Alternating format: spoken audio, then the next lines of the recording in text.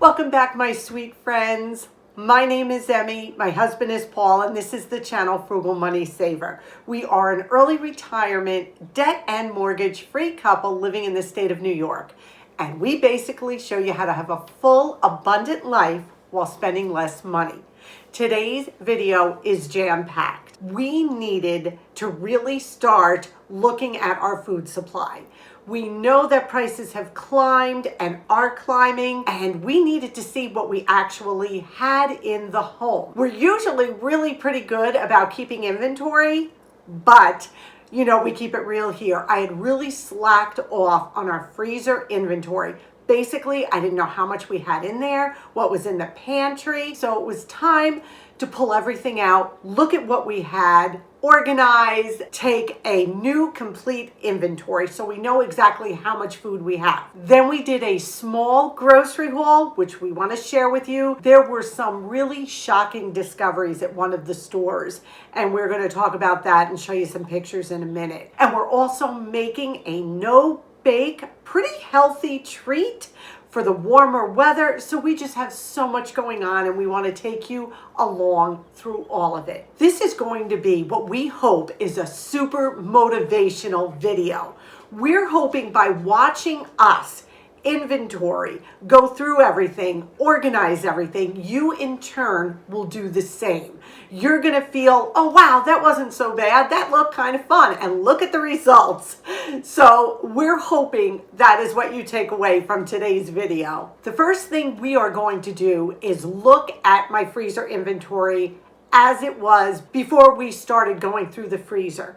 I hadn't marked things off. Things that I had bought were not added. It was just really very chaotic. And I really dislike that word chaos. I really do, but that's how I felt. We're gonna turn this camera around. The first thing we're gonna start with is the inventory, and then we're gonna get into our freezers. So here we go. Here's my freezer inventory. I have not been diligent with it lately. We haven't had a really big food shopping, so I've kind of just been pulling stuff out, and we've been eating from the freezer and the fridge and the pantry. But there is beef on sale again at ShopRite at a really good price. Potatoes are on sale at a really good price. What I need to do now is update this entire thing and organize our freezer. The way we save money is by not wasting food, not buying things we're not going to use, and by planning our meals first around what we have in the home. And the only way we can do that is if we are organized and know what we have in our home. So let's get to this freezer. The first thing you want to do is unload the freezer completely. We need to know what's in there, so we have to take everything out to do an accurate inventory. Work quickly. You don't want to do this on a warm summer day. You don't want any of the food to start to defrost. You need to do this in a timely fashion and not start another project or answer a text or phone while you're doing this.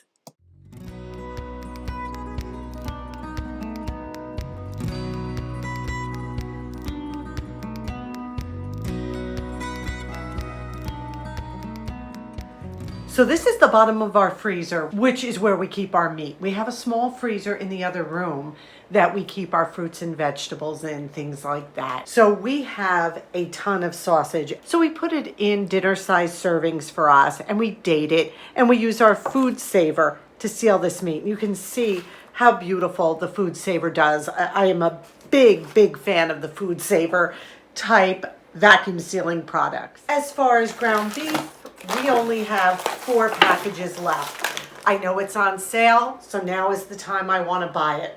We still have a ham that I picked up that I have to use. It was on super sale, I think for 89 cents a while ago. We have not cooked it yet, so we've got to do that.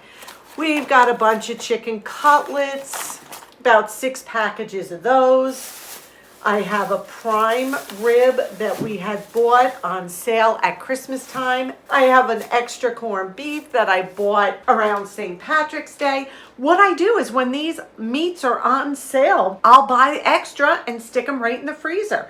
They're always going to get used. We have 3 pounds of bacon left, and we have 3 whole chickens, and then there's a package of hot dogs back there, and 2 of the Newman's pizzas that we had bought on super sale. So this is all our meats. We're going to organize it back in the freezer, and I am going to take inventory of each and every package. So I pulled the freezer tray out of the bottom, and I'm just giving this a good washing. I feel so much better when everything is organized. I feel more in control. I think we just make better meals. It's just smart all the way around.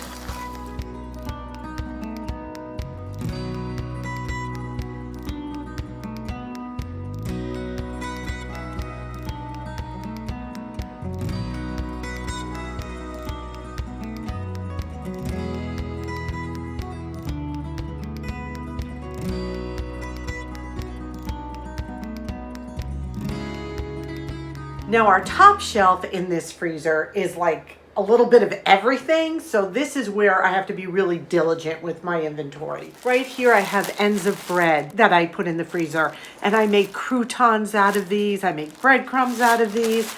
But as you can see, I have another bag here as well. So I got to combine that. All my homemade broths. We have chicken and beef. We have some back in the corner as well. My puff pastry sheets. We have a ton of rice. There's 2 more bags back in the freezer that we didn't even take out. I have a turkey breast carcass so I can make more broth, pie crusts, a little bit of tomato sauce, frozen lemons, some frozen cranberries, frozen orange peels to make cleaner, or to make candied orange peels, or to make potpourri on the stove. Try not to waste anything. So now we're going to take inventory of this and put it back in an organized fashion. And we have a random ice cream cone. It's a little early for that, Paul. But so you get the idea. I feel so much better. Everything is organized, inventoried. I know what I have in this freezer now, and I can even be more resourceful with the food we have.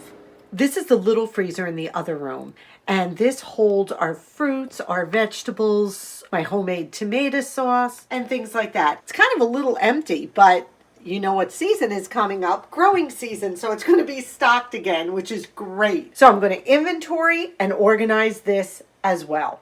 Now here's my fresh new inventory. If you're not taking inventory of your freezer, your pantry, areas like that, what happens is food gets lost. We don't know how much we have. We buy more than we need, or we run out.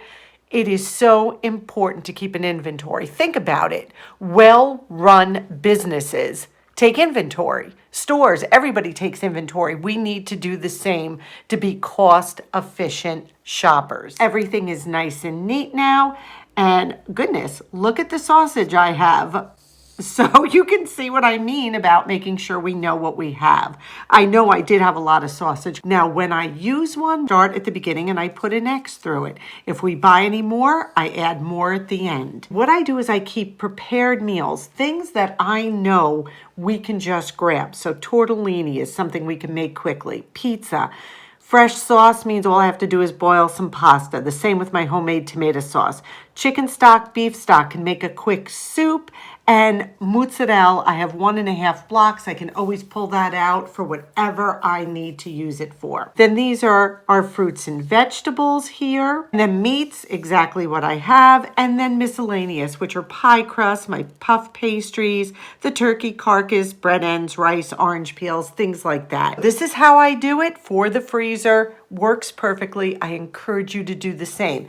And you can get these sheets anywhere online. Just Google free printable freezer inventory, pantry inventory, and then print them right out. Or you could just use a notebook. And remember, if you print, grayscale. So we're in the pantry now. You can see I have my pasta, my noodles, salsa. We bought some stuff for the holidays that I need to use up, like those cans of pumpkins. So I'm going to be going on looking for a really good pumpkin bread or muffin recipe, because we forget that pumpkin's great year round, honestly. And that orange marmalade was from a freebie at Acme, and so is that container of almond butter. It's got the green lid on it. I'm behind Paul as he's filming. And then you can just see our canned goods. We don't use a lot of canned goods. We just don't. We do keep them here just to have to be safe. Always, always we have a backup supply. We have oats back there. We have 2 big bottles of olive oil.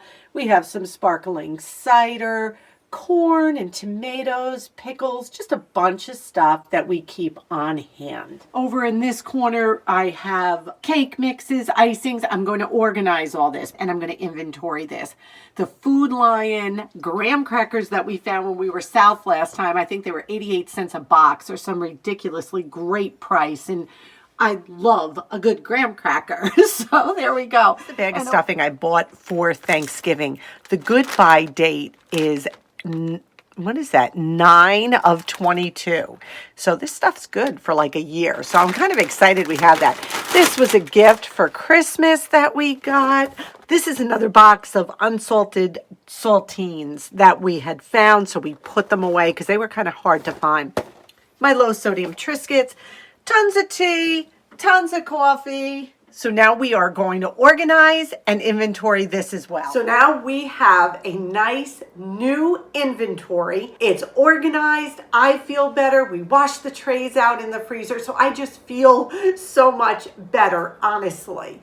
As the warmer weather comes and produce starts going on sale and our garden starts producing, the little freezer gets stacked to capacity. What we did when we realized how low the freezer was we took items out of our main freezer and put them in there. It just runs more efficiently when it is packed full. So that's what we do. Well, that's what we've been told. So that's what we did. We did do an inventory of the pantry as well. That wasn't as bad as our freezer. Actually, that was pretty updated. We just wanted to make sure everything was there. Now, we're going to go to Stop and Shop and we're going to go to ShopRite just to pick up a couple loss leaders. But wait till you see what we find. Here we go. We're at Shop and Stop right now, and this is the discounted fruits. I don't know if you can see that. I'm not impressed with the discounted produce, and the prices are not even that great. These sweet potatoes are 99 cents a pound, but they actually even have some mold on them. So definitely not the way to go. Most of the marked down bread is $2.49. Here's one for $2.24. That just seems a little expensive to me. These are just some six rolls that are just kind of smushed. 2 croissants for $1.24. So yeah, I'm not feeling this at all. So we didn't actually get much. Like I told you, we went out and we bought some fresh veggies like carrots and celery and stuff like that not too long ago. So we were pretty good with that. We just needed a couple of items.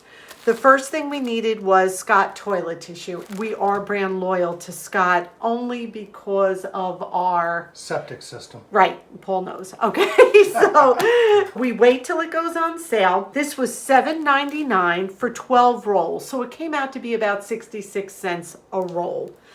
It was better than paying $1 a roll, so we were okay. You know I love my all, and it was on sale. This 88-ounce container was on sale for $7.99, which would be about 9 cents an ounce. And then I got another $1 off digital coupon. So it was $6.99 for 88 ounces of all. Now their 40-ounce container of all was $5.79. So for $1 more, basically, I doubled the amount. So this was great. Our potatoes, the russets, 5 pounds for $1.49. And it's so funny because different ShopRites have different prices, because I know one of my viewers wrote to me and said she saw the 5 pounds of russets for 99 cents. But our area was $1.49, but I will take it. We have been out of potatoes for a while. So 10 pounds for $3, I'm okay with that. I need this cabbage for an upcoming video I'm making, and we got the smallest head possible, 99 cents a pound. I got 2 bananas. I got 2 apples. I'm now buying the produce we need. I am not buying big giant bags of produce anymore, because if we don't eat them, then I need to come up with ways to use 5 pounds of apples or 13 bananas. So I'm finding this works really well. Now, all these items I'm showing you are from ShopRite. This last item is another reason why we went in. They had the ground beef on sale for $2.79 a pound for the 80/20.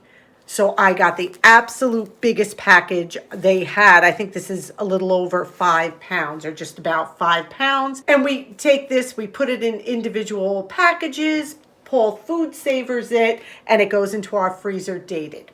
Now over here, we're going to go into Stop and Shop. I showed you what the markdown items look like in Shop and Stop. I was so disappointed. I'm not kidding. Not for nothing. I hate that stores think if you're looking to spend a little less money, they're going to give you rotted food. That's not right. Some of those items should have been in the trash, honestly.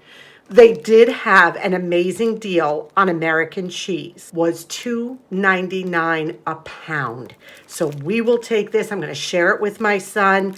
You can't beat that. $3 a pound for American cheese from the deli. It was really good. Land O'Lakes eggs were 2 for $5 at Stop and Shop. They had a digital coupon. If you bought 2, you got $1 off. So they were $2 a dozen. Are you ready to see what these exact same eggs were in ShopRite? I'm in ShopRite now. The same Land O'Lakes eggs we just paid $2 for at Stop and Shop are $3.59 here. Average price of eggs for a regular dozen of large eggs is $3.29. Yikes. So you can see there's a big difference. A big difference. So some stores are better than others. It's just how it goes. Low fat granola. I don't think I could make it for this price. It has raisins, it has almonds in it. It's 1 pound, 2 ounce. It's a big box. It's heavy, it's low fat. They were marked down to $1.59. I got 2 boxes of that. I just thought that was a really good deal. That was like the only thing marked down at Stop and Shop that was worth anything. So not a lot here. We're just stocking up. You saw how much meat we have. You saw what our pantry looks like, our freezer. So we're doing good. So not a big haul at all. We had been picking up some fruits and vegetables as we went along, but we really haven't needed much. As you can see, we are really well stocked for who we are. You know we're not preppers. You know we're not huge canned good type people, but we feel confident for right now we're doing okay. And everybody is different. You have to have backup food in the house. Please don't ever say I'm eating out of my pantry, my freezer, and my fridge and leave yourself with a couple cans of food and a piece of meat. You don't want to live like that right now. We can't. Prices are fluctuating too much. We don't know what tomorrow brings. Be prepared just a little bit, please. Our total at Stop and Shop was $10.19. And our total at ShopRite was $35.06, which is a total of $45.25. Not terrible. The meat was a great buy. I felt the granola was a great buy. The American cheese was good. I mean, so I feel like we came away with some good deals and some necessary purchases as well. I showed you at Stop and Shop that we had looked at the clearance rack and we were really not impressed what was there. Let me just give you a close-up. I believe this item is a dragon fruit, and there was just rot all over it. These were sweet potatoes, again with mold on them. These were in the discounted rack to be sold. Those sweet potatoes were 99 cents a pound. I mean, discounted produce, I understand, maybe a little blemish, but these things were out and out rotted. I was so shocked. We've never seen that before on the discounted shelves, but it's like they're saying to people, you're so desperate, you're going to buy anything. That is why using our food before it gets to that stage, being creative with what we have, we don't ever want to get to the point where we have to buy rotted food from a store to actually pay money for somebody else's garbage. That's how strongly we feel about this. That is just wrong. I mean, I understand maybe an apple has a little bruise on it, or maybe the potatoes are getting a little drier, something like that. But when you try to sell people out now rotted food, moldy food, really, we need to become better stewards in our home of our food and of the money we spend on food. That's why it's so important to be organized, to be efficient in the kitchen, and be creative. So that was my little rant, but I was very shocked and disappointed in what they were putting out there. But now, a positive note, let's turn the camera around, get in the kitchen, and make these almond butter oat little energy balls that you don't even have to cook. So let's get in the kitchen. Now that the weather is getting warmer, having some no-bake treats around is always a great thing. One of the Saturday samplers we got a couple weeks ago from Acme was the natural almond butter. And I thought this recipe of almond butter bites would be perfect. Now, you don't need to use almond butter. You can use peanut butter, any kind of nut butter you want. What you're going to need is 4 tablespoons, either maple syrup or honey, your choice, 1 2/3 cup of old-fashioned oats, 2/3 cup of almond butter, and 1/4 cup of mini chips, optional. Also, you could maybe add coconut to this, make it your own. I think these are going to be really good and very easy to make. So let's get right to it. We're going to start with 1 2/3 cup old-fashioned oats. We're going to put our 1/4 cup of chocolate chips. I would use the mini ones if you're using chocolate chips. I think they'll just disperse better. I'm going to tell you a little hint about natural almond butter and natural peanut butter. Do you ever notice when you open a jar of natural peanut butter, natural almond butter, there's that oil on the top? How do we incorporate that each and every time we take it out of the refrigerator? What we do is we take our container of natural peanut butter or almond butter, put it in a mixing bowl. Use your hand beater or KitchenAid to incorporate it all. And then we put it back into the jar, and you will never have that layer of oil again, I promise. So just a neat trick to try. Now we're going to add our 2/3 cup of almond butter. Get every last bit out. We don't want to waste anything. I'm so excited to try these. I know a lot of people eat them. We've never tried them. 4 tablespoons of maple syrup. I am not cutting back on the sugar this time, those of you who always know I do, because I believe this is going to help hold it together. And that's all there is to it. Now I'm going to mix it all together. And you're going to just roll them into balls. It is going to be a little sticky because you're dealing with almond butter and maple syrup. And if it is too sticky, just stick it in the refrigerator for about 15 minutes before you roll them. And put them in whatever container you want to store them. Keep them in the fridge. And I think this is a great, easy, pretty healthy snack. They were so delicious. Oh my goodness, I could see popping 1 or 2 of those as a snack. They really were so good with the almond butter. And I imagine peanut butter would be just as delicious. How about that little hack to use an electric beater to incorporate your natural nut butters and peanut butters so you no longer have the oil layer on top that you have to mix in each and every time. Just an easy tip, but we wanted to share it with you. We hope you enjoyed today's video. We enjoyed making it for you. And now we have a bit of an announcement. Paul and I are only going to be doing a Friday video for the next couple of weeks. We have a lot going on around here. Our son is off for 10 days straight, and he's going to be helping us with some projects, possibly here and at the little house.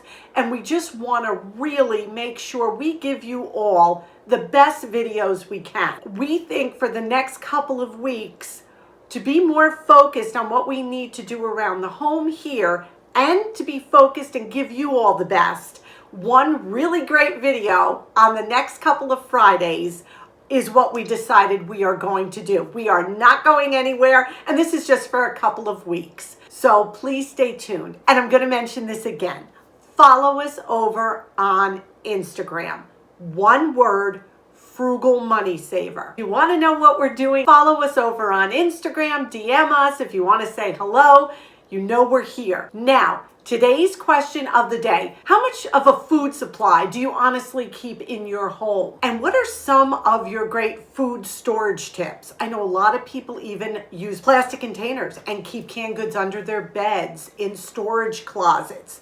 People are really creative when it comes to storing food in the home. So what's your best food storage tip and how much do you actually store? Thank you again for being with us. We appreciate you so much. If you enjoyed this video, please give this a big thumbs up. Subscribe if you haven't. Don't forget that comment. We will see you next Friday. We ask you to stay well. We ask you to stay safe. And above all, we wish you blessings. We love you. Until our next video. See you Friday.